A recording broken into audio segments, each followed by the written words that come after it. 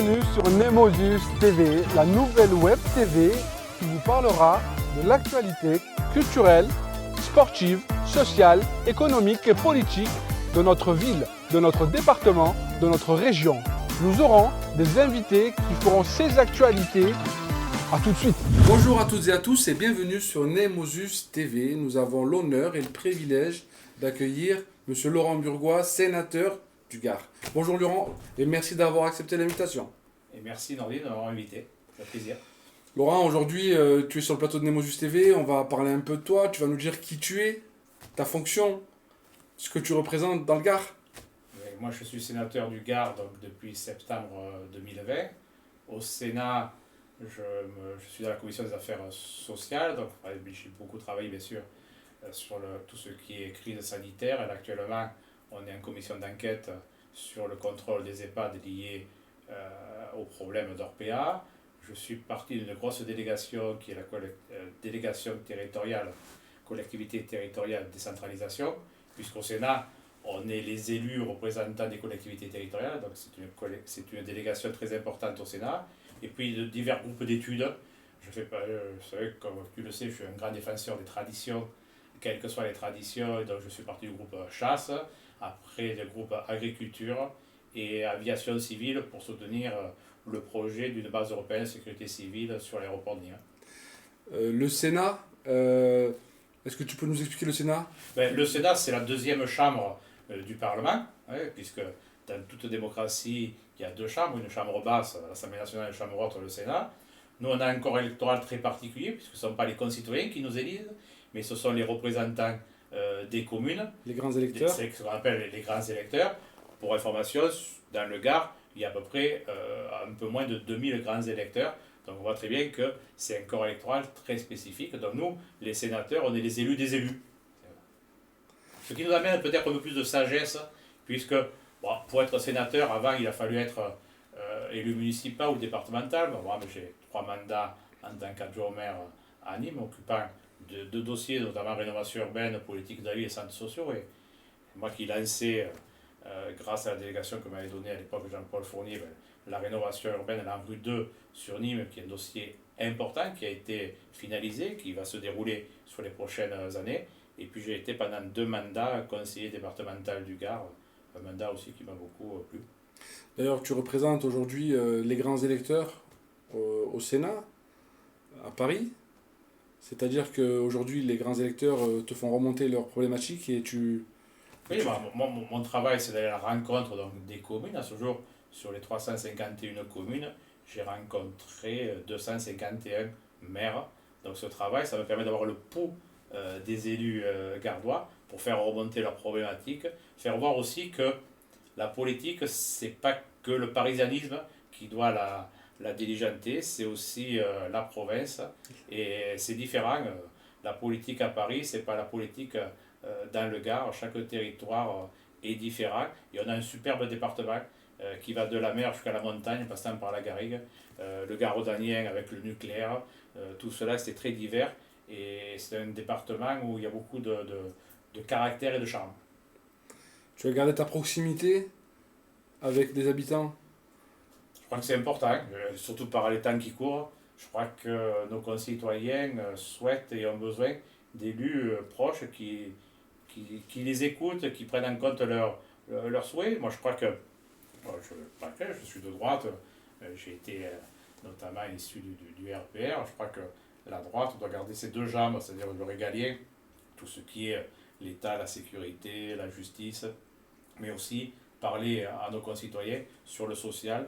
Et ce n'est pas aussi abandonner des personnes au bord de la route. Je crois que c'est ce dont il faut aussi, on a besoin, à un moment, on peut avoir toujours un accident dans la vie, on a besoin que la société vienne en aide à certains de nos concitoyens qui le demandent, qui le souhaitent.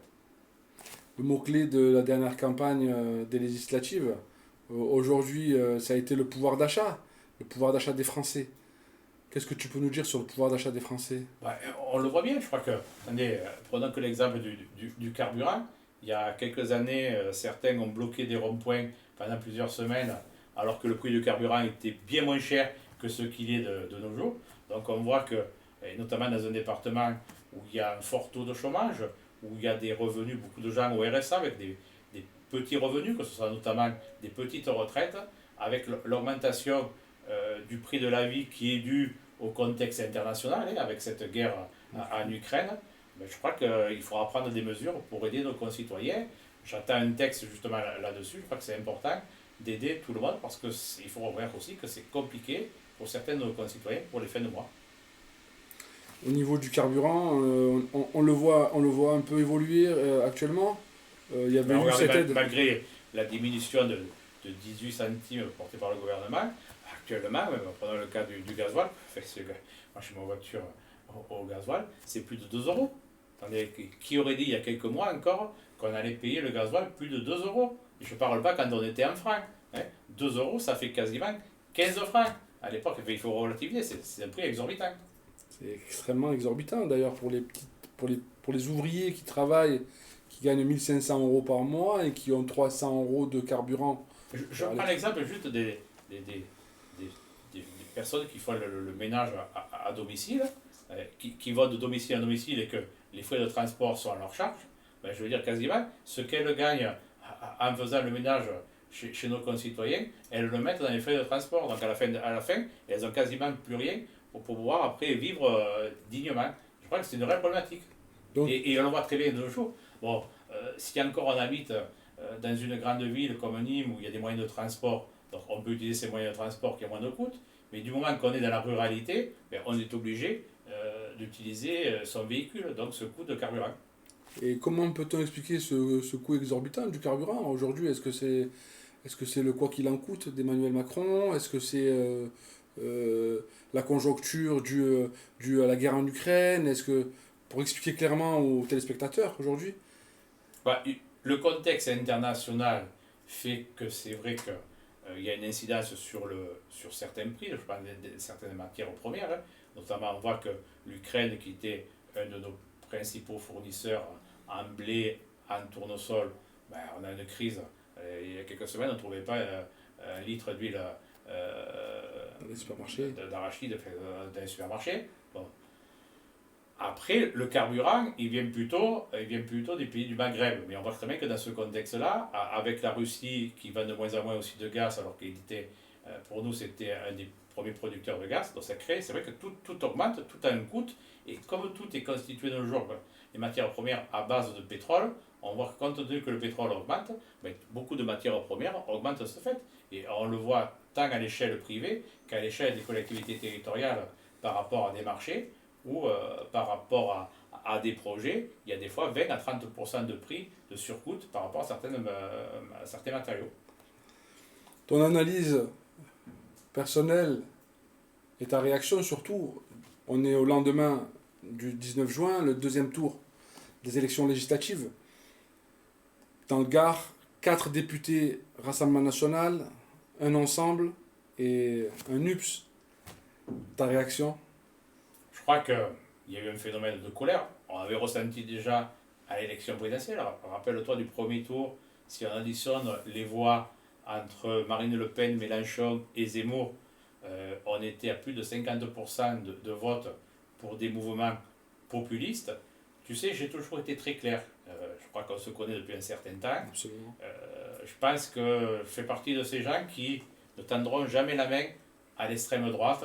Je crois que c'est des valeurs. Je crois qu'actuellement, c'est vrai que mon parti rencontre certaines difficultés, mais je vois qu'on nous avait dit qu'on était mort, les LR, mais on n'est pas mort. On a un groupe de 61 qui va peser à l'Assemblée nationale parce que la majorité actuelle aura besoin de nous, donc devra composer par rapport à nos souhaits. Ça ne veut pas dire qu'on va passer un pacte de gouvernement, mais ça veut dire qu'il faudra que la majorité actuelle retienne certaines de...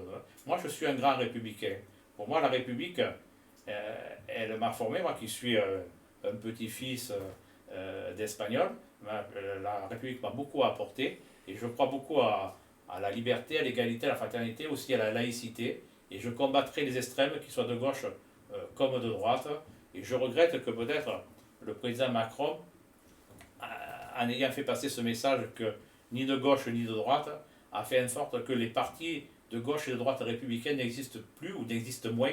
Et je le regrette. Je pense notamment à cette gauche, PS, PC, qui peut être forte, qui doit être forte dans ce débat, et qui se sont un peu accoquinés avec les insoumis et qui ont perdu un peu leur âme. Je le regrette, parce que je pense que, pour moi, je le dis, je te le redis, je combattrai les extrêmes, qu'ils soient de gauche comme de droite. Et un peu déçu, mais je crois que des fois, on peut être un parlementaire qui a bien fait son travail, après, quels que soient les partis, il y a des élus qui ont bien défendu leur territoire et qui n'ont pas été élus hier parce qu'il y a des phénomènes de vagues, voilà, et on est emporté par la vague. On est dans la première circonscription. Ce matin, on se réveille avec un député Rassemblement National, Yohann Gillet. Va falloir poser la question aux habitants. Poser la question aux habitants en leur posant la question, qu'est-ce que ça vous fait de se réveiller ce matin avec un Je crois député qu'il faut interpeller nos concitoyens, d'abord ceux qui ne sont pas allés voter. Absolument. Si j'ai bonne mémoire, je crois que sur l'ensemble de la circonscription, c'est 58% de nos concitoyens qui ne sont pas allés voter, avec des chiffres beaucoup plus élevés dans les quartiers populaires. Absolument. Moi, je crois que je le dis franchement, on a un droit qui est important, c'est celui de voter, que certains concitoyens ne mesurent pas. C'est un droit que dans certains pays, des concitoyens n'ont pas, de pouvoir voter, de pouvoir s'exprimer. S'exprimer, c'est s'exprimer à travers un bulletin de vote. C'est pas après s'exprimer dans la rue. Parce que la démocratie, c'est quand même important et on ne doit pas la gavolder. Et je regrette que plus d'un électeur sur deux ne soit pas déplacé pour aller voter. Est-ce qu'il n'y a pas un problème démocratique? Je crois qu'il y a un problème de lisibilité de nos concitoyens, que nos concitoyens ne croient plus. Alors peut-être on critiquait, on va dire, les partis de gouvernement, gauche comme droite, que maintenant ils disent pourquoi pas essayer autre chose, mais c'est autre chose, c'est dangereux, hein, qu'ils soient d'extrême gauche comme d'extrême droite. Et je crois que les partis, que ce soit à la droite comme à la gauche, on doit retrouver nos fondamentaux, on doit repartir du terrain. On a beaucoup d'élus locaux, que ce soit à la droite comme à la gauche, hein, que ce soit LR comme le Parti Socialiste. On doit repartir de ces élus locaux qui ont une notoriété, qui sont réélus régulièrement lors des élections locales, pour reconstruire un projet. Je crois que de nos jours, depuis Jacques Chirac, il n'y a pas un projet qui présentait à nos concitoyens qui les fait rêver. Et ce qui est dangereux pour la démocratie, c'est que depuis 2002, on ne vote, à l'élection présidentielle, on ne vote pas pour quelqu'un, mais on vote contre quelqu'un. Absolument. Et ça, je crois que c'est, notamment au second tour, ça, je crois que c'est dangereux pour la démocratie. Et qu'il faut retrouver, il faut repartir de la base et reconstruire et présenter un projet de société qui fasse rêver un peu nos concitoyens. Donc, effectivement, ce que tu viens de dire, c'est qu'au niveau de la lisibilité des programmes des candidats, c'est pas tout à fait clair, ou les gens ne prennent pas connaissance clairement. Dans le cas, quand on disait que le projet de M. Macron, c'était quasiment le même que celui de Mme Pécresse, alors comment après on pouvait différencier l'un par rapport à l'autre? Et je crois qu'il faut revenir à des fondamentaux tout en respectant les règles, les socles de la République. Laurent Burgois, l'émission tient à sa fin. Je te remercie beaucoup d'avoir accepté l'invitation. Nordine pour Nemo Juste TV. Merci de l'invitation et peut-être à bientôt au Sénat. J'espère.